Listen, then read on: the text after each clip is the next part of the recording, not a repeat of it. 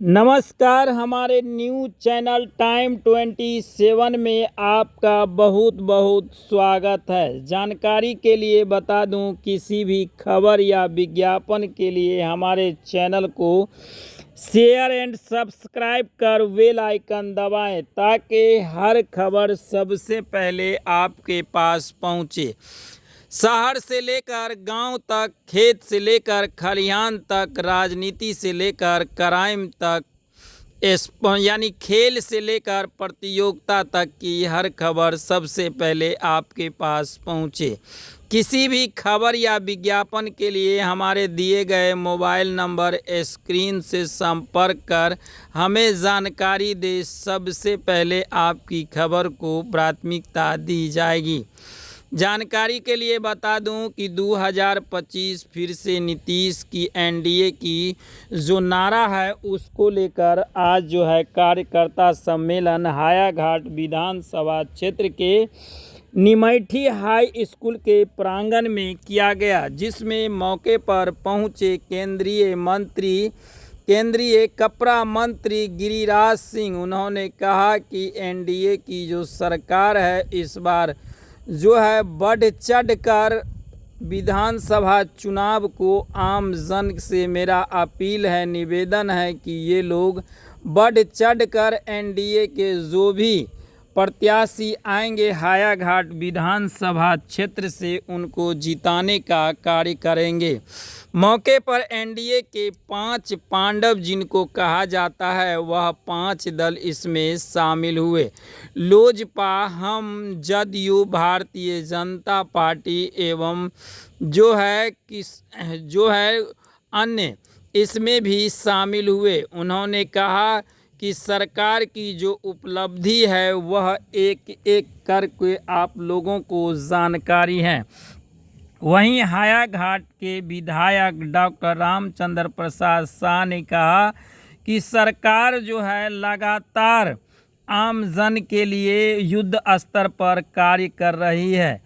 जो भी व्यक्ति को पहले परेशानी होती थी बिजली की, वह अब बिजली फ्री हो गई है और सरकार उन्हें 24 घंटे में कम से कम 18 घंटा तो बिजली कंटिन्यू ही दे रही है। वहीं आर.के. चौधरी ने बताया कि पहले जो लालटेन की ज़माना थी वह ख़त्म हो चुका है। अब जो है बिजली हमारी सरकार जो है एनडीए की सरकार, जो बिहार के मुखिया नीतीश कुमार हैं, वह सभी आम जन को बिजली 18 घंटा से 20 घंटा उपलब्ध कराती है।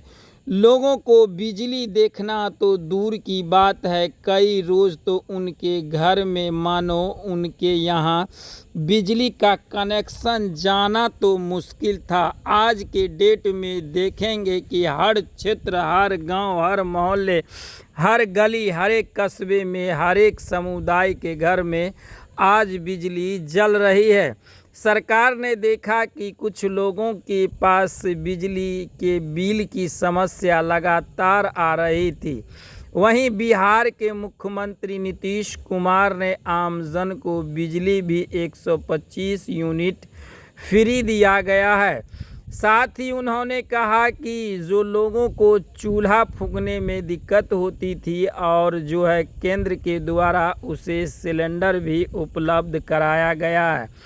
उन्होंने यह भी कहा कि विधवा, विकलांग एवं निसहाय लोगों को 400 रुपया का जो पेंशन मिलता था उनको भी जीवन बसर नहीं हो रहा था, लेकिन इस पर सरकार ने गहन जांच की और जांच करने के बाद 400 के पेंशन को उन्होंने 1100 पेंशन उनको कर दिया, ताकि एक परिवार जो है वह एक व्यक्ति कम से कम अपनी दिनचर्या में भी तो सही से उन्होंने मेंटेन कर सकते हैं।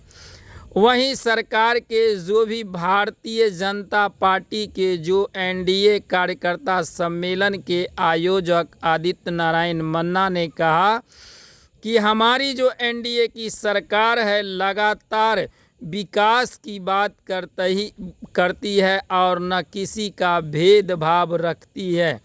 उन्होंने लोगों से यह अपील किया कि जब हमारी सरकार पेंशन में किसी का भेदभाव नहीं किया, सिलेंडर में भेदभाव नहीं किया, प्रधानमंत्री आवास में भेदभाव नहीं किया, शौचालय में भेदभाव नहीं किया, तो फिर हमारी सरकार को सभी मिलजुल कर एनडीए सरकार के हाथ को मजबूत करे और ज़्यादा से ज़्यादा इनको मत देकर आगे बढ़ावे, ताकि और भी कार्य जो बचे हुए हैं वह भी कार्य हो सके। वहीं अटल जी ने पटना में पहले से एक एम्स दिया था, लेकिन नरेंद्र मोदी जी ने दरभंगा में भी एक एम्स देने का काम किया है।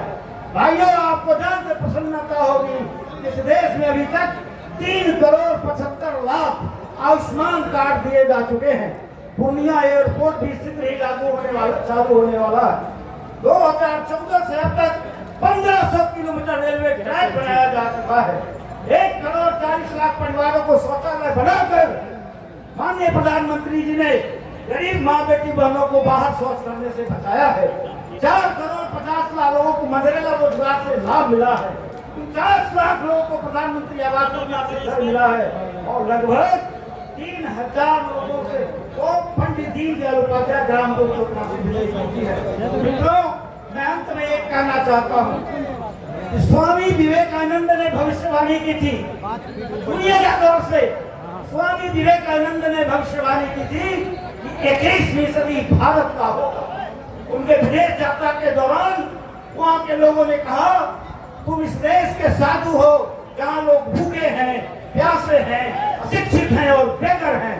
उस समय स्वामी विवेकानंद ने भविष्यवाणी की थी कि 21वीं सदी का भारत मैं देख रहा हूँ, जहाँ न कोई भूखा होगा, न कोई बेघर होगा, न कोई बेबस होगा।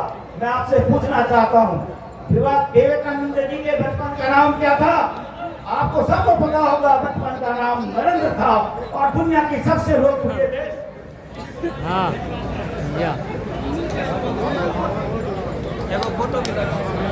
हट भी नहीं करे, नहीं देखे।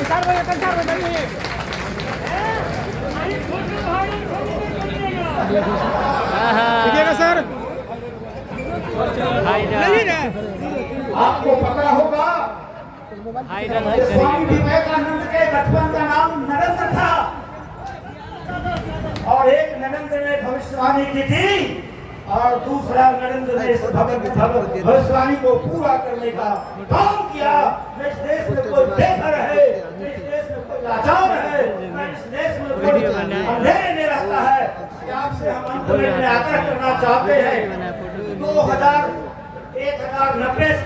1990 से 2020 का शासन जो हमारे बीच युवा लड़का बैठा है, जिसका उम्र 22 साल 23 साल है, आपने उस दिन को नहीं देखा है, परंतु मैंने देखा है कि गाँव में बिजली के लिए पोल होता था पर उस पर तार नहीं होता था।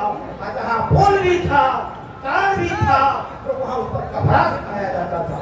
अस्पतालें थी, डॉक्टर नहीं था, डॉक्टर था तो दवाई नहीं था, और दवाई था तो एक्सपायरी दवाई था। ये हालत थी। शाम होते लोग घरों को घुस जाते थे। माँ बहने कहते थे, ना जाने मेरा बच्चा घर में लौट कर लगा के नहीं जाता। वो लालटेन हो चुकी है और अब बिजली का युग है। हम आपसे आग्रह करते हैं कि 2025 में आने वाला चुनाव जो नवंबर में होने वाला है, आप लोग एक एक वोट नरेंद्र मोदी जी और इस बिहार के मुख्यमंत्री श्री नीतीश कुमार जी के डाल कर गए, ताकि वो दिन दोबारा लौट के ना आए और बिहार को आगे बढ़ता रहे। जय हिंद। वायरल होगा, वायरल होगा ये। ओम लालटेन स्वाहा।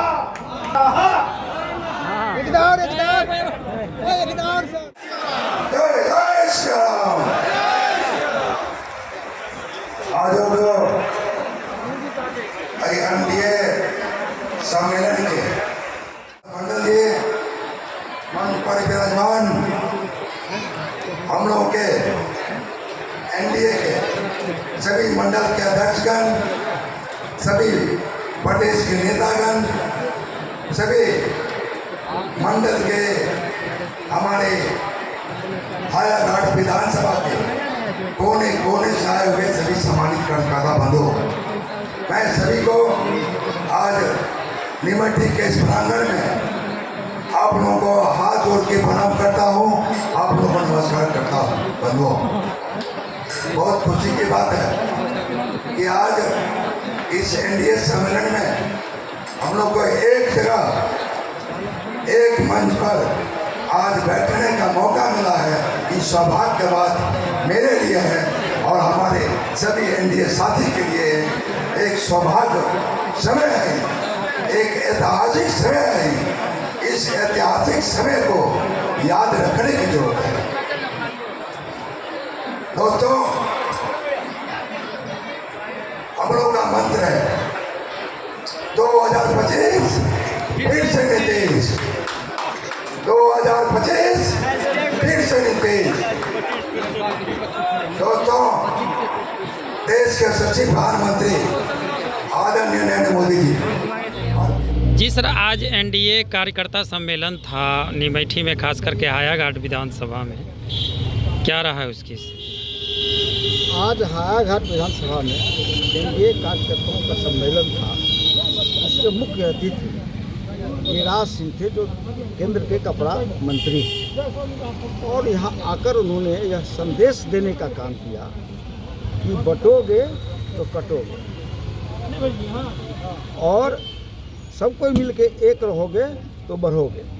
अर्थात जो इस एनडीए गठबंधन में 5 दल है मेजर, वो 5 दल के कार्यकर्ताओं को उन्होंने बताने का काम किया कि आप एक रहिए, एकजुट रहिए। माननीय प्रधानमंत्री जी ने, बिहार सूबे के मुख्यमंत्री ने, श्री नीतीश कुमार जी ने जो विकास का काम किया है वो जाकर जन जन तक पहुंचाइए, लोगों को बताइए और विपक्ष के लिए कोई रास्ता ही नहीं छोड़िए। यह एक ऐसा ही रास्ता रह जाए कि विकास का कोई मुद्दा तो उनके पास नहीं है, मुद्दाविहीन विपक्ष है और वह बिना मुद्दा के पूरे बिहार में भ्रमण कर रहा है। जी, आपने पूर्व में भी हायाघाट विधानसभा का चुनाव लड़ा है और इस बार क्या स्थिति रहेगी? मैं 2015 में एनडीए का उम्मीदवार था हायाघाट से और वर्तमान में मैं प्रदेश कार्य समिति भाजपा का सदस्य भी हूँ। निश्चित रूप से जो पार्टी की जिम्मेवारी है, जब से मैं पार्टी में आया हूँ, दिन रात लोगों के बीच रहता हूँ, जो मेरे संभव है यहाँ के गरीब जनता की सेवा करने का काम करता हूँ। बाकी यह सब कुछ केंद्रीय नेतृत्व पे है, बिहार प्रदेश के नेतृत्व पे है कि एनडीए गठबंधन जिसको भी यहाँ से चुनाव लड़वाएगी, इतना तैयार है यहाँ एनडीए कि दूसरा दल चुनाव नहीं जीत सकता है। जी, आज के डेट में जो मैं देखा इस सम्मेलन में आपकी शक्ति प्रदर्शन क्या थी? इसको शक्ति प्रदर्शन शब्द ना कहा जाए, यह अटूट प्यार जो यहाँ की जनता है उसका हमारे साथ है, क्योंकि हम निरंतर 15 साल से गांव-गांव, टोला-टोला, घर-घर तक पहुँचने का काम किया है। कोरोना काल 2020 में हमने एक एक घर जाकर एंटीवायरस जो चीज़ है उसको छिड़काव करने का काम किया है। तो मेरा जो छिड़काव है हर व्यक्ति के बेडरूम में, उसके चूल्हे के रूम में या जहाँ बैठक करना वहाँ तक पहुँच चुका है। लोग चाहते हैं, दिल से चाहते हैं कि मैं इस व्यक्ति ने जो 15 साल में उनकी सेवा की है उसका ऋण उतार दें। अभी जो राहुल गांधी का वोट यात्रा जो चल रहा था उसमें प्रधानमंत्री को जो अपशब्द का प्रयोग किया गया है, क्या उस पर कहें? देखिए, मैंने आपसे तुरंत पहले कहा है कि जब मुद्दा विहीन कोई व्यक्ति होता है तो कहते हैं ना कि एम्प्टी माइंड जो है ना हाउस ऑफ इविल है। जो खाली बैठा, जिसके पास कोई मुद्दा नहीं है, उसका माथा शैतान का घर हो जाता है। समझ रहे बात को? और लालू जी पूरे मैंने जानवरों का चारा ढकर गए, ढकर करके जो उनके शरीर में खून है ना, वो है चारा घोटाले का खून है और उस खून से जन्मा हुआ यह तेजस्वी यादव है। तो उसकी सोच कहाँ से अच्छी होगी? मुद्दा रहता तो समझ में आता। अब आप बताइए कि माननीय प्रधानमंत्री जी को गाली देना, उससे ऊपर उनके दिवंगत माता को गाली देना, तो निश्चित रूप से गाली तो जो बोल दिया, लेकिन मिथिला की जनता शिक्षित जनता है और यह जनता जब चुनाव आएगा 2025 का, उनको बताने का काम करेगी कि मिथिला में आकर करके देश के प्रधानमंत्री, जो सबके प्रधानमंत्री है, जो आपने गाली दिया है, उसका क्या नतीजा हुआ। जी, हायाघाट विधानसभा में कोरोना काल में आपने काफ़ी काम किया है, क्या विश्वास आपको? विश्वास तो मैंने कहा ना, जो आज जन समूह देख रहे थे आप, जो लोग आए थे, ये विश्वास का ही तो नतीजा है। हमारे ऊपर सबों का विश्वास है। इसी विश्वास में कोई चल के किसी ने 1 रुपया हमसे मांगने का, नाश्ता तक का नहीं काम किया। सब लोग अपने साधन से, जो साधन विहीन थे उनको मैंने साधन दिया, सब यहाँ आकर के जमा हुए और हमारे नेतृत्व में जाकर के पंडाल में बैठने का काम किया और गिरिराज जी के भाषण को सुनने का काम किया। क्या नाम है आपका? मेरा नाम रमेश चौधरी है, लोग प्यार से मुझे RK चौधरी कहते हैं। जी सर, लोकसभा में आपने कहा था कि अगर संभवी जीतेगी तो अशोक पेपर मिल का फीता उन्हीं से कटवाएंगे। हाँ, ये तो मैंने कहा था, मंच से भी कहा था, आज मैंने उसको अपने नेताओं के बीच दोहराया भी है। और यकीनी तौर पर नीतीश कुमार और नरेंद्र मोदी और चिराग पासवान की जो सोच है, वो सोच को आगे बढ़ाते हुए आज हमने अपने केंद्रीय नेतृत्व को भी आदरणीय गिरिराज जी के माध्यम से मैंने कहा कि केंद्र सरकार को आप आगाह कराइए। हमारी पैनी नज़र इसलिए इस अशोक पेपर मिल पर है कि वहाँ के 780 मजदूरों, अब लगभग सारे मजदूर मर गए, 300 साढ़े 300 एकड़ ज़मीन पड़ी है। केंद्र सरकार और बिहार सरकार अगर गंभीरता से इस मसले को समझेगी, जो मैंने बहुत प्रयास किया, और हमको लगता है कि न्यायालय में लंबित मामले को पदाधिकारियों ने हमारे मंत्रियों को समझाकर इसको ठंडे बस्ते में डाला है। लेकिन आपके माध्यम से हम एक बात कहना निश्चित रूप से चाहेंगे कि 2025 के विधानसभा में एनडीए इस सीट को जब जीत लेगी तो उसका एक ही मुद्दा होगा कि अशोक पेपर मिल को हम कैसे प्रारंभ करें। अशोक पेपर मिल के मृत जो हमारे मजदूर साथी हैं, उस परिवार के जो लोग हैं, नौजवान साथी हैं, उनको कैसे हम नया उद्योग दे सकें। हमने कहा था सरकार को कि जो बची ज़मीन 400 एकड़ की है, अशोक पेपर मिल की उस ज़मीन को छोड़ के नए उद्योग लगाइए। बहुत प्रयास हुआ और शाहनवाज हुसैन जब उद्योग मंत्री थे, हम बहुत करीब चले गए थे। दुर्भाग्य से वो सरकार हमारी बदल गई थी और अब क्योंकि चुनाव का समय है तो ये केवल घोषणाएं हो जाएगी।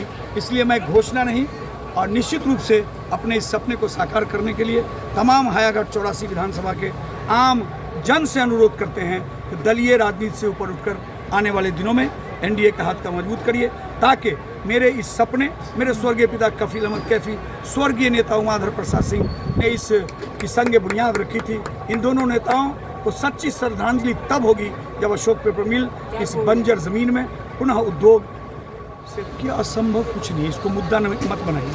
कफील अहमद ने राजनीति किया, एमएलए हो गए, अशोक पेपर मिल के नाम पर नहीं। उमाधर बाबू एमएलए हुए, अशोक पेपर मिल के नाम पर नहीं हुए। उन दोनों नेताओं को हम श्रद्धांजलि देते हुए कहना चाहते हैं कि उनको गरीबों का दर्द का एहसास था, मजदूरों के दर्द का एहसास था। उसके बाद जो नेतृत्व आया, आप समझिए, उनको अशोक पेपर मिल से मतलब इसलिए नहीं रहा कि हम 65 और 35% के वोट लेकर राजनीति कर रहे थे। 65% ने हमको जिता दिया हमेशा, तो हमको दर्द नहीं था। इसलिए हमने अपने नेताओं को आपके माध्यम से भी कहना चाहते हैं, मंच के माध्यम से भी कहा है कि एक मुद्दा सिर्फ मेरा है कि इस बार 2025 में हम जब एनडीए का एमएलए चुनेंगे तो उस एमएलए से इस बात का प्रॉमिस करा लेंगे आम जन के बीच कि एक मुद्दा होगा, सड़कें बन गई, बिजली लग गई, स्कूल चल रहा है, स्वास्थ्य व्यवस्था ठीक है, लेकिन अशोक पेपर मिल के उस बंजर ज़मीन में जब लहलहाता उद्योग लगेगा, बेरोजगारों को नौकरी मिलेगी, तभी सच्चे सपने। कार्यकर्ता सम्मेलन और सम्मेलन, अगला चुनाव हम नीतीश बाबू के नेतृत्व में लड़ेंगे और हम लोगों ने नारा दिया है, अब की बार नीतीश कुमार, फिर से नीतीश कुमार, ये नारा दिए हैं। और आखिर क्यों नहीं मोदी जी की सरकार और नीतीश कुमार की सरकार ने 20 साल के दरमियान 11 साल मोदी जी का और उसके पीछे 9 साल या 20 साल नीतीश कुमार का, यहाँ बिजली नहीं था, यहाँ सड़क नहीं थी, पानी नहीं था, घर नहीं था, उसमें किसी के पास ईंधन का सामान नहीं था, कुछ सबको गैस का चूल्हा मिला और आज बिजली भी सबको फ्री हो गया। ये केवल बिजली नहीं फ्री हुआ है, वृद्धा पेंशन भी 3 गुना बढ़ा है, विधवा पेंशन भी 3 गुना बढ़ा है, दिव्यांगों का पेंशन बढ़ा है। और आज जो कैबिनेट ने निर्णय लिया है वो 2,70,00,000 परिवार से एक महिलाओं के खाते में जैसे जैसे फॉर्म भरते जाएंगे खाते में पैसा जाते रहेगा 10,000 रुपया, फिर अगला 6 महीने के बाद 2 लाख रुपया। ये पूरे देश में सबसे पहला स्कीम है। ये केवल खाते में नहीं जाएगा बल्कि जीविका दीदी की तरह ये उद्यमी बनेंगे। और ये सोच एनडीए सरकार की सोच है। ये जो कुछ फ्रॉड लोग फॉर्म भरवा रहे हैं उन पर तो केस होनी चाहिए, क्योंकि कोई स्कीम नहीं है न केंद्र और राज्य का। अगर है तो चुनाव आयोग में उतने पैसा जमा कर दो, चाहे जो भी करे, जन स्वराज करे या जो करे, ये लोगों को ठगना होगा। और ये दरभंगा की धरती को कांग्रेस पार्टी और राजद ने मिथिला की संस्कृति को बदनाम किया है, शर्मसार करने का काम किया है। नरेंद्र मोदी जी देश के प्रधानमंत्री हैं, राजनीति में नौशाद हों, अय्यर राहुल हों, तेजस्वी हों, ये माँ बहन को गाली देना किसी को बर्दाश्त नहीं। और तो और मिथिला की संस्कृति में ये कोई नहीं इसको बर्दाश्त कर सकता। आने वाले दिन में इस अपमान का बदला एक लोग लेंगे मिथिला। हायाघाट के लोगों को चुनावी नजदीक है, क्या करना चाहते हैं? हायाघाट के लोग निश्चित रूप से एनडीए को जिताएंगे। और मैं तो कहता हूँ दरभंगा में 10 सीट है ना, 10 का 10 सीट इस बार एनडीए के झोली में जाएगा। दुनिया की कोई ताकत नहीं, ये ठगनी बुढ़िया जो घूम रहा है इससे कुछ नहीं चलेगा। हायाघाट में आकर सर मौलाना जी का किस्सा सुना रहे थे, आप क्या कहना चाहते हैं? मौलाना जी का किस्सा सुना रहे थे, वो तो हम सुना रहे थे। मैं सबको कहना चाह रहा हूँ, मौलाना हो या पंडित, ये सरकार, मैं यही कहता हूँ मस्जिदों से कोई राजनीति न करे। अगर मस्जिद से राजनीति करेगा तो मंदिरों से भी राजनीति हो। सर एक अंतिम सवाल, कैफी साहब ने कहा कि हायाघाट विधानसभा क्षेत्र में जो मुद्दा बचा हुआ वो अशोक पेपर में, इस पर क्या आपका विचार है? अच्छा हुआ है, बहुत गई थोड़ी है, बाकी ताल न भंग हो जाए, इतना सब एनडीए किया है। ये भी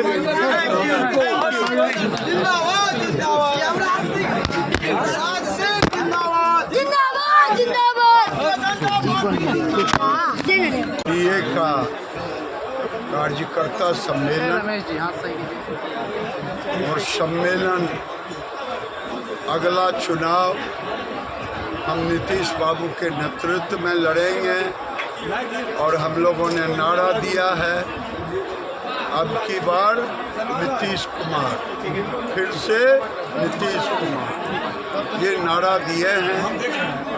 और आखिर क्यों नहीं मोदी जी की सरकार और नीतीश कुमार की सरकार ने 20 साल के दरमियान 11 साल मोदी जी का और उसके पीछे 9 साल या 20 साल नीतीश कुमार का, यहाँ बिजली नहीं था, यहाँ सड़क नहीं था, पानी नहीं था, घर नहीं था, उसमें किसी के पास ईंधन का सामान नहीं था, कुछ सबको गैस का चूल्हा मिला।